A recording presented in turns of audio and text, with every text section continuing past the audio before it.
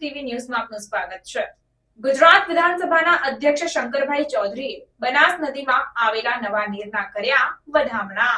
ગુજરાત વિધાનસભાના અધ્યક્ષ શંકરભાઈ ચૌધરીના હસ્તે પાટણ જિલ્લાના રાધનપુર તાલુકાના કામલપુરા ગામે બનાસ નદીમાં આવેલ નવા નીરના વધામણા કરવામાં આવ્યા હતા, જે બાદ અધ્યક્ષના વરદ હસ્તે નવા પંચાયત કાર્યાલય અને આંગણવાડીનું લોકાર્પણ કરવામાં આવ્યું, જ્યાં તેમના પટાંગણમાં અધ્યક્ષના હસ્તે વૃક્ષારોપણ પણ કરાયું હતું।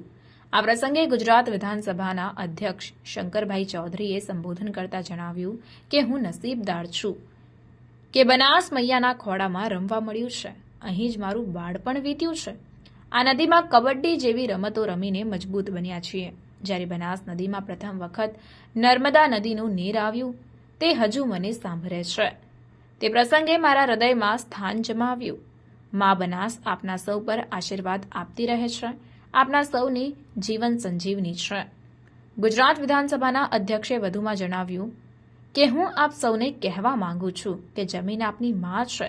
જે રીતે આપણે આરોગ્ય પ્રત્યે સાવચેત છીએ, તેમ ધરતી માતાનું આરોગ્ય સાચવણી કરવાની આપણી બધાની જવાબદારી છે। રાસાયણિક ખાતર મુક્ત ખેતી કરવાની જરૂર છે, જે આવનાર પેઢીઓ સુધી જમીનનો લાભ મળી શકે છે। વૈજ્ઞાનિકતાનો સમન્વય સાથે ખેતી કરવામાં આવે તો તેનો ચોક્કસ લાભ મળશે। આ પ્રસંગે રાધનપુરના ધારાસભ્ય લવિંગજી ઠાકોર, ગણેશભાઈ ચૌધરી, અમથાભાઈ ચૌધરી, વીરજીભાઈ જુડાલ, જીતુભાઈ ચૌધરી તેમજ આજુબાજુના ગામમાંથી આવેલ આગેવાનો અને બહોળી સંખ્યામાં કામલપુરા ગામના લોકો ઉપસ્થિત રહ્યા હતા।